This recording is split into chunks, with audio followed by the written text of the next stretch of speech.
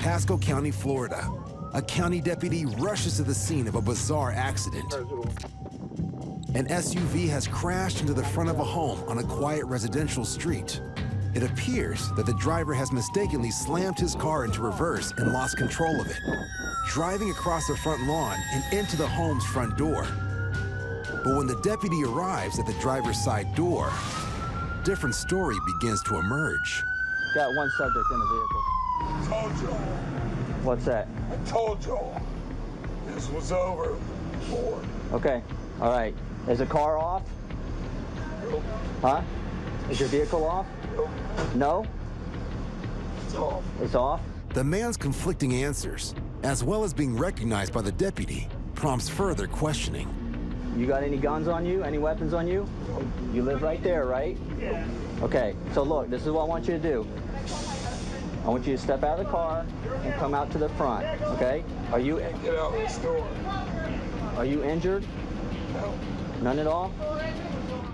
Now clear to the responding deputy that this isn't just an accident, but part of a long-standing feud between two families who live across the street from each other. I'm tired of these people with I know. me. I know. Tired. Okay. You know the issue, right? Yeah, but you know the issue? Yes. Because he did it intentionally, that's what it sounds like. One of the home's residents was in the kitchen, just mere feet from where the car crashed into the house. But thankfully, she escaped unharmed. You're not hurt, all right? I was just came out of the kitchen. Is that your kitchen? Yes, that's the kitchen. And that's the front door, right there. Who is he to you? We live across the street and we have a case against him for battery against me and my son. While the battery case is a year old, police try and find out what triggered the man to drive his car into the house. Did anything happen before this?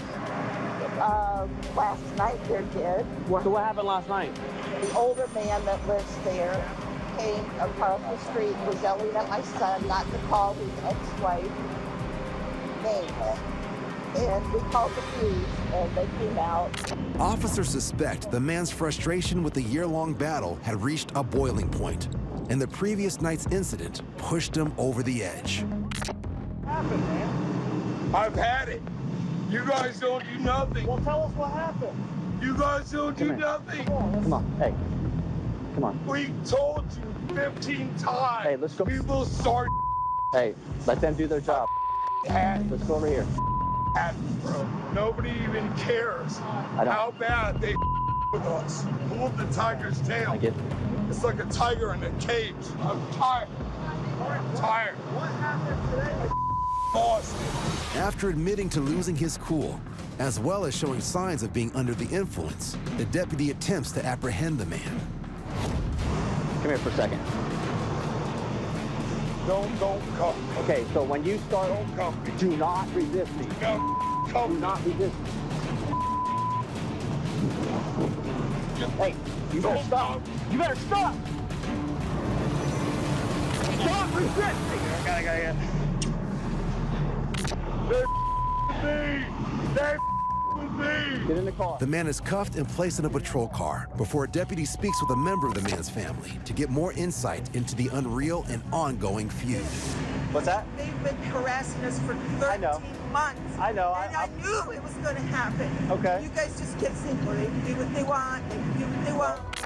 It remains unclear what initially sparked the battle, but another neighbor tells a different story than the man and his family members. I just don't understand, like, he's come over with an axe. He's come over and told him he's gonna shoot him. He's come over and do all this stuff, and now he does this. Like, how does she have to die for them to pretty do ridiculous. something? While deputies are unable to get to the bottom of the long-standing neighborhood war, they are able to put a stop to it. They arrest the man on multiple charges, including resisting arrest, driving with a suspended or revoked license, and felony criminal mischief.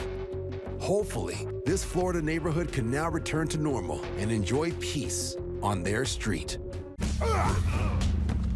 I hope you are doing well tonight. Town board meetings can be a good place for neighbors to discuss issues with their local representatives. But like any open forum, tempers can quickly rise. In Pensacola, Florida, A town board committee begins its meeting with a prayer. Today we celebrate our wonderful country. But a neighbor objects to this Christian demonstration and recites his own prayer. Let us have the Luciferian impulse. Sir, you are disrupting. Let us stand Please untrained. wait till Let us she's stand finished, now. then you can say your I'm piece. bowed, okay? I'm fettered. As soon as the meeting's been called to order, I'll be happy to Please, if you would. This protester is a member of the local Satanist temple. But don't let his inverted cross fool you. He isn't trying to push his religious beliefs. Rather the opposite. It's not a question of order, it's a question of politeness. Hare Krishna. This neighbor is protesting the inclusion of a Christian-based prayer before the town meetings I'll be done as soon as the meeting's called to order, sir. and claims that unless these forms include all forms of prayer, then none should be given. It's my right to pray here, sir. I know you do this in every meeting. This isn't the first town meeting the protester has crashed, and it's not long before a security guard intervenes. Not for you to have to go. Am I under arrest? No, sir, I need to talk to you outside. No, thank you. Hare Krishna. Sir, I'm gonna ask you to come peacefully. and I'm saying no, thank you. Well, I'm gonna ask you to come. And I'm saying no, thank Sir, you. Sir, take your hands off me. This is assault. The security guard unholsters his pepper spray. you know what this is? Well, what am I resisting you from? You're coming in here causing a disturbance. I'm praying in a public place before a meeting is called to order. Come on. And while this protester thinks he should be allowed to stay, the guard is letting him know You have to leave. he doesn't have a prayer. You're assaulting me, sir. Well, then call the cops and have me arrested. I'm afraid. I don't want to Come on out. Hey, Doug, give me a hand here. I'm praying before a meeting I don't is called to order. You are disrupting the conduct of public business. Sir, the meeting is not public business. This is people praying. I call this meeting to order. Thank you. I will be silent. Very good, thank you. Once the meeting is called to order, the protester gives his assurance he'll be silent. I'm prepared to be silent. The meeting's been called to order. And an understanding is reached. More importantly to the committee, a silent understanding. Now we will recess. But a few moments later, the meeting is called into recess, and the committee tries praying again. Today we celebrate our wonderful country and the founders we enjoy. Sacrifices. And again, the protester starts another invocation. Sir, you're gonna have to leave. The meeting is not in order. Sir, we've called the sheriff's office. You're gonna be arrested if you don't leave. For what? For praying in public? Doug, let's get him outside. In 2014, the Supreme Court ruled that city and town councils are free to open their meetings with a Christian prayer. A court decision this neighbor is fighting. I'm here to speak at the public forum. That's my right. You know what? This is assault. I will be filing charges. Thank you. This protester eventually stops attending the town meetings and moves out of state. Question of politeness. Hare Krishna. I'm here to speak at the public forum. That's my right. Letting these neighbors get back to their prayers, which now look to be answered. I will be filing charges. Thank you.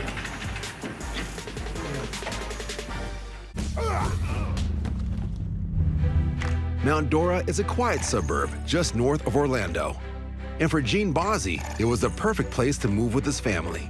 People in my neighborhood actually try to look out for each other, so they make sure people was picking up dog poop. They make sure that there's not people speeding through the neighborhood. Everybody got a good uplifting spirit, a good attitude, and they just want to see a good environment for the children and make sure there's no like bad things going through our life.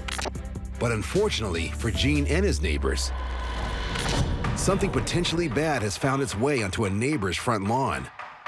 An alligator from a nearby pond. Baby, watch out, watch out. This particular day when our kids was just out of school, my daughter got on her bike. As soon as she got on, she came back, there was an alligator that came out of the water. Oh. But I'm looking like, hold on, somebody got to do something. With neighbors gathered around and uncertain about what to do next, Gene is forced to improvise. Armed with a recycling bin, Eugene inches his way towards the ferocious reptile, careful to keep the bin between them. I just thought that was the best thing to do is to, eliminate the threat. I did the safest things for all parties. Basically use the trash can, scoop him up like the old game, Hungry Hippo. When I got into that point when he was actually in the trash can, when his tail was thrashing back and forth for the last moment is when I thought about it, like, I think this is like Jurassic Park. He kind of scared me for 5 seconds, but I had my hand on the lid. He was doing his thing in there. Gene finally bags the gator, but is now faced with the problem of what to do with an angry 300-pound reptile trapped in a garbage bin. This is crazy. So I thought to myself, if I put him back in the water, he's more than likely going to keep himself here because he don't want to go through what he went through again. So that's why I thought to myself, and I returned, and I thought it was the right thing to do. Always return the animals back to his natural habitat. With the gator safely returned to the next-door swamp, Gene is hailed by his neighbors like Superman, or more specifically, a super Florida man. Yeah, I'm not trying to be a superhero. I was like, I'm a protector, a dad. My kids depend on me. They rely on me first. You know, they know actually that they dad is their real superhero. And I gotta be that, you know, so I get old and they take care of me. So that's how I look at it. And most important of all, the gator incident has brought Gene's community together like he's never seen before. More than anything, I love the fact that they definitely gave me a lot of positive energy when the incident happened. That showed me that I don't care if you're black, white, green, whatever the case may be. We gonna look out for each other. We gonna be here as a family, not just a community, but a neighborhood, old-fashioned way.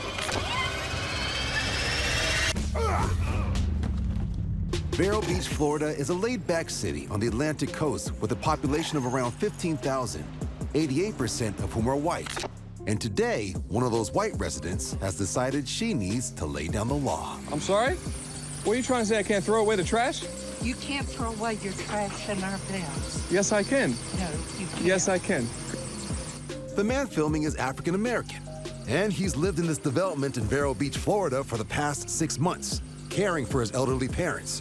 He just wants to deposit his trash in the community bins. But his neighbor is having none of it. What's your name and what are you doing? Please, you're excused, ma'am. You You're work harassing here? me? Wow. This is Florida, folks. Got a racist lady here. That's Yeah. a big mistake on your part. Okay. Why do you think I live here? Because of the way I look? I was president of the Homeowners Association. And to my knowledge, I know everybody who lives here. Okay. You knew every single person in 42 buildings? Where do you live? Huh? Do you know every single person in 42 buildings, ma'am? Thank you very much. I rest my case. I mean, we have this happen all the time. You're right. You know, I feel sorry for you. Don't worry about it. oh, you got a dash. Have a good day. Racist people at the best. Look at her. She's trying to get in the way. She won't even let me go. My gosh. What is wrong with you? Are you serious? I can't even throw away my trash without getting harassed by you? Seriously? I have to go. I can't even believe this. Oh my gosh.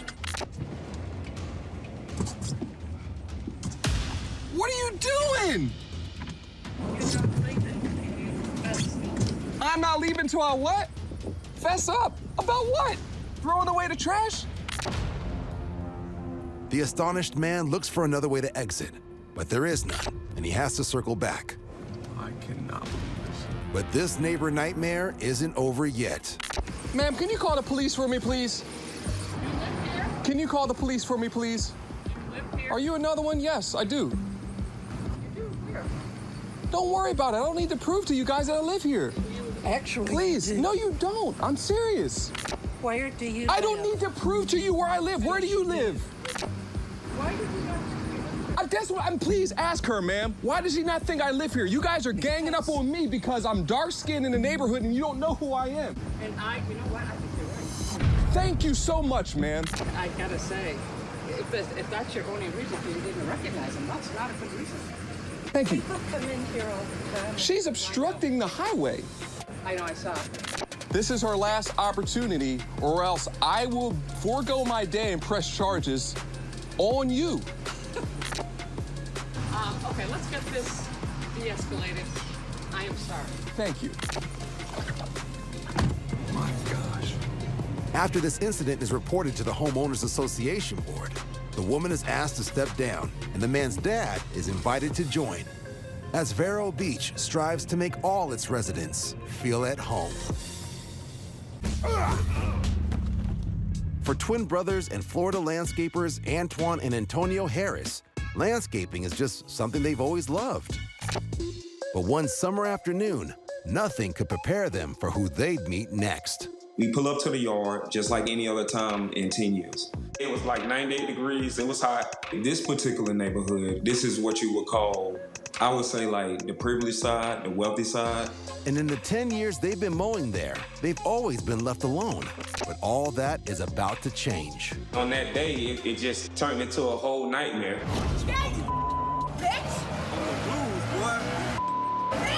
And she just showed up out the blue. It was like, pop, she just showed up. A neighbor, 2 houses down from the yard they're mowing, begins screaming at them for no apparent reason. Maybe something's wrong, or maybe she got us mixed up with somebody else, but that wasn't the case. She meant every word she said. As the angry neighbor moves closer, the twins are unsure what she'll do. Come on! Hey, can you get this lady? Then she came toward us, and when she got so close, I see myself pulling my brother back. And with her still saying, bitch, she had no fear at all. Come on! Touch me! I'm telling you, don't touch me! And it's corona! I ain't touching you! She kind of backed up, and then we took a couple steps back. Have a blessed day, man. Yeah, you bitch! All right, have a blessed day. It seemed the more we told her to have a blessed day, she was just getting more fired up. You can't hear it, but I was like, bro, she finna say the N-word, so get ready. Unfortunately, Antonio's prediction is accurate. Yeah, you bitch! Oh, yeah, you bitch! Don't get me wrong, I bit my tongue. I wanted to sit there and say this and say that, but in the back of my mind, my mom would have been like, Andy, you wrong for that. I'm real sentimental. I just didn't let it get to me, but it hurts. It do hurt. It hurts to anybody. Finally, another neighbor intervenes, giving the twins a chance for a quick getaway. You're disturbing me. Am I disturbing me, you bitch? Yeah, you bitch! Trust me. Yeah! Bitch! You just keep repeating the same. You can't tell me anything. She was arguing with the guy next door. No. I'm asking you nicely. Oh, yeah! And that gave us an open window to try to get our stuff loaded up and get up out of here. She continues to berate them, even as they are leaving. And it turns out the woman isn't out for just their blood. Beat your come over here! She's out for everybody's, including her neighbor with the blonde hair, who starts recording her after the landscapers leave. Come over here, you She went to jail. The blonde-haired neighbor calls the police, not for her name-calling, but because she turns violent, throwing red paint and Greek yogurt all over the neighbor's car and bashing in his back window. She's arrested for battery and destruction of property as she continues to curse out anyone who will listen. And although the twins never see her again during their weekly visits, they still hold compassion for her. She definitely got some issues. All we can do is pray for her. The brothers also hold the same views on how to deal with racist abuse in the future. Like me and my brother always say, our favorite thing is turn the other cheek. Just turn the other cheek, kill them with kindness, and walk away. To me, it's not worth it. The consequences, I think, gonna be way more than what you think of because you're in the heat of the moment. And because they are able to keep their cool under such heated circumstances, yeah, you bitch! All right, have a blessed day. These landscapers are a cut above the rest. We're in Orlando, Florida. A man staggers to his neighbor's door, gasping for breath. He's middle school teacher Billy Bass, alone working from home, and he needs help fast. I thought to myself, my only hope is to run to my neighbors. Billy's neighbor and friend of 14 years is Karen Aranda. Luckily, she's at home with her family. I've known Karen and Junior for just a long time. Kids went to school together. We were sitting around the table and we heard this pounding knock on the door. It was actually scary. And when I opened the door and I saw Billy's face, immediately I knew that there was something wrong with him. You're talking? It was just like an instinct. I turned him around. I wrapped my arms around him.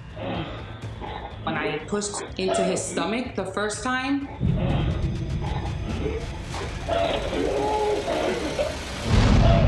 nothing happened. I know I only had a few seconds left. I'm gonna die. So I squeezed them for the second time. Did it come out? Yeah, it came out. And a big old piece of meat. I mean, it was a good size of meat. It flew out like a cork out of a bottle, about 3 or 4 feet in the grass. Get water, bring water. Hey, call 911. No? I get right down. Karen has cleared the blockage by performing abdominal thrusts, also known as a Heimlich maneuver. The relief of just having air was something you take for granted. Like I could breathe. My son said, oh, it came out. And then he turned around. I knew that he was okay. Like his blood started flowing and he started breathing. Oh my God, Billy. We hugged each other and I was just like very, very emotional because I couldn't imagine what could have happened if I wouldn't have opened the door. Saved my life. Oh my God.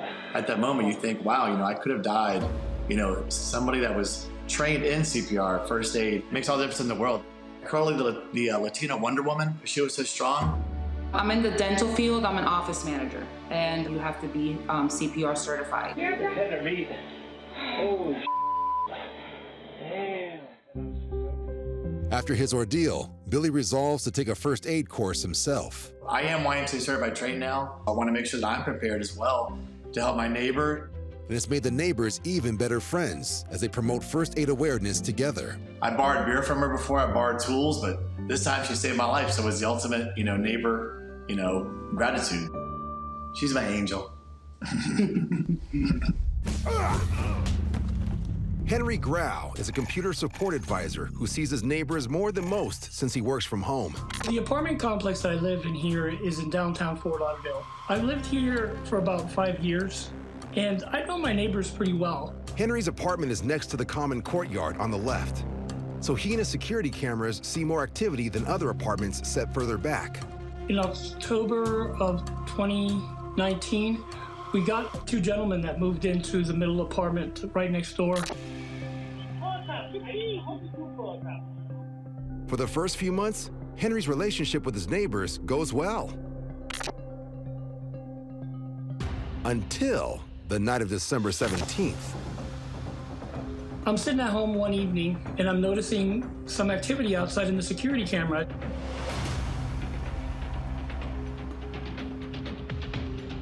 There's no other way to describe it in any cleaner form, but it looked like he was kind of playing with himself in a way.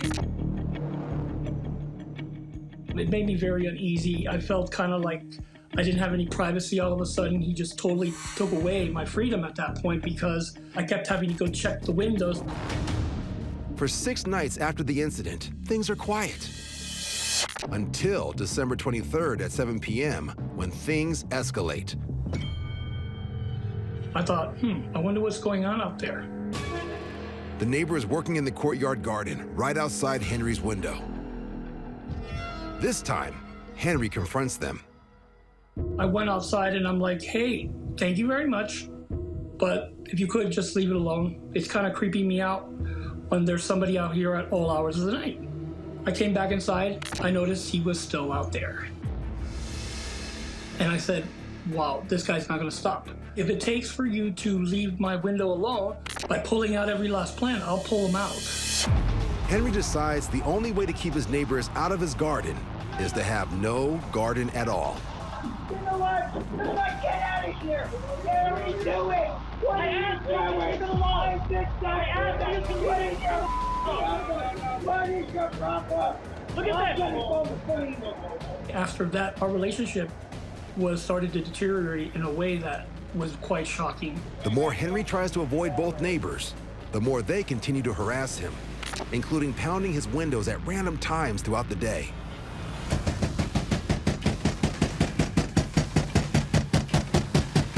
Once they started getting aggressive where they were banging at that point, I felt, okay, we gotta call the police. Breaking and entering! But it's the middle of the pandemic. The police are not readily available, and Henry's 2 neighbors are getting more and more aggressive. It's scary as heck because we didn't have any help. It got to the point that I was actually afraid to stay here at night. Now feeling trapped in his own home, Henry fears the rising tension with his neighbors can lead to a serious altercation.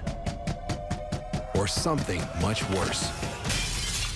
Why did you you doing that? and spilling blood. It got worse to the point that I was actually afraid to stay here at night. Having to have these cameras running 24/7, going back to the footage of the cameras. Get away from his property.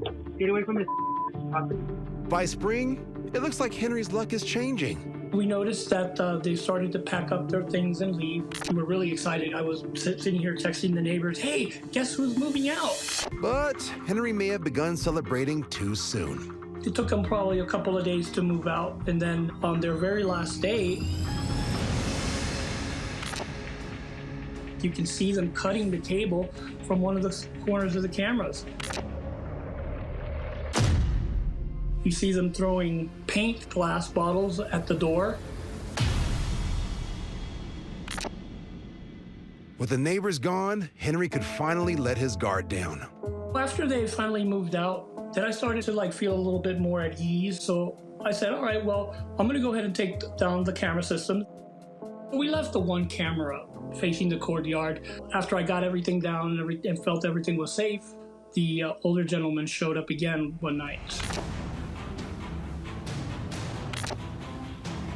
He started to bang on the windows again. He actually broke it, cut his hand so bad that he was dripping blood. He comes over to the door and he starts putting all his blood on the door. From that point forward, after that night, pulled the cameras back out, put them back up, and I've kept them there pretty much to this day. As you can see, they're still running. And Henry has a message for his old neighbors if they should ever return. I want them to know that I'm watching. The neighbors know what they look like. The police has a trespass warning on you. We're not going to allow anyone to come and terrorize us again. I'm the one banging on your window. Why do you keep doing that? Why do you keep doing that? We're in Miami, Florida. It's 1 a.m. and at a downtown apartment complex, security cameras record a man wandering around the parking lot. He's carrying what looks like a gas can. One of the building's tenants, Miguel Quintero, is outside getting some air. He doesn't recognize the man. Living there 5 years, I did know every single one of the neighbors. He walked by and I just knew something was up. The stranger walks off, but minutes later, he's back. This time outside the door of an apartment. He unscrews his can, pours the contents on the doormat, and then sets it alight, and then runs away. Inside the apartment asleep is Susie Rios and her 2 young granddaughters, who she's babysitting for the night. I'm one of those people that when I go to sleep, I hear nothing. As Susie's door starts to burn, it triggers the smoke alarm. I never even thought it was a fire alarm. As I'm walking down the stairs, all of a sudden I see the downstairs full of smoke. There was no rear exit. So my thoughts were, okay, what do I do? How do I get the girls out? I mean, it was just all hell literally broke loose. God willing, there's a neighbor out there, someone's out there. Susie's prayers are answered. Her neighbor Miguel Quintero has seen the flames and rushes to her door. My first thought is I have to pull this fire away enough from the door so that I can get to the door and bang on the door, ring the doorbell to wake everybody in that unit up. And then my next thought was, of course, let's go get him. Incredibly, having just saved his neighbors, Miguel then chases down the arsonist.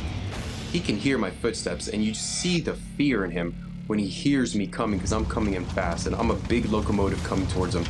So when he turns around, I see his eyes get real big, and he's just like, why? And from there is when I jump on top of him, and I know I'm not gonna hurt him too bad, but I'm definitely gonna do enough so that he knows he's not gonna go anywhere. Miguel uses his college wrestling skills to restrain the man. So I put his arm behind his back and, kept my arm around his neck. Not enough to choke him out, but enough to have control.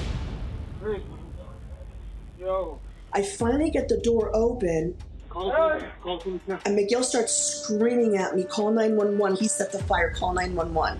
Get the fire, Tim. Is it Tim? Yep, hopefully. Yeah, I did. It's on the way. I think time slowed down for me in that moment. It felt like forever for them to get there, but when I look back, it was within minutes. So they handcuffed him and then, took him away and just kind of shook my hand and did a good job here. As far as a weapon, I didn't think about it. I just knew I wanted to get him and bring him to justice. No motive was ever given for his actions, but 23-year-old Luis Menendez was charged with arson and attempted murder. He was found guilty and sentenced to 5 years.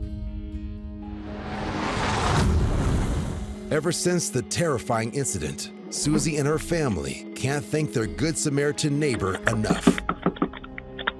My first reaction was that I need to have a statue erected to Miguel. I need to have a halo placed on his head. He was our godsend. He is our angel. And I look back on the footage, I'm just amazed that we're here. I'm here. Most importantly, that my 2 baby granddaughters are here. There's nothing in this world that could repay him for what he did for me and my family. Sorry, just give me a second.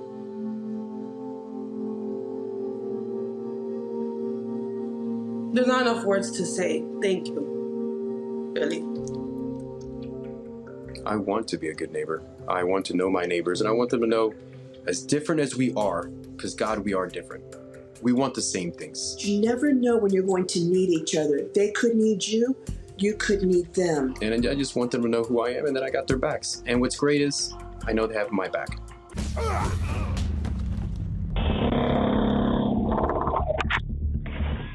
Land O'Lakes, Florida resident Jennifer Michelle is out of the house visiting her mother nearby when she receives a doorbell cam notification on her phone. When she checks the camera's app, to her dismay, she sees 2 sheriff deputies and a handyman drilling the locks to her front door. Hello? Hello? What are you doing? We're here to finalize the eviction. What eviction? It was posted a week ago. It was posted last week. On my house? Yes, ma'am. This is clearly news to Jennifer. I pulled up on my bills. My dogs are inside there. What is your name? My name is Jennifer, and that is my house. Jennifer, what's your last name, Jennifer? My last name? The 2 sheriff's deputies check Jennifer's house number to confirm they're evicting the right tenant. When? Oh, damn it. I am caught up on my bills. Nobody has served me an eviction notice. Yeah, I think. What the hell is going on? One of the deputies begins the walk of shame back to Jennifer's door to inform her they've got the right neighborhood, but the wrong house. Hey, we do apologize. We have the wrong house. It's the next door neighbors. What we're gonna have to do is they're gonna have to repair their locks. I don't know. My dogs are inside. No, we're not going in. We're not going in. Hey, real quick, what's your phone number? Let me call you. Worried she might find her dogs loose and all her belongings in the street, Jennifer rushes back home to her neighborhood.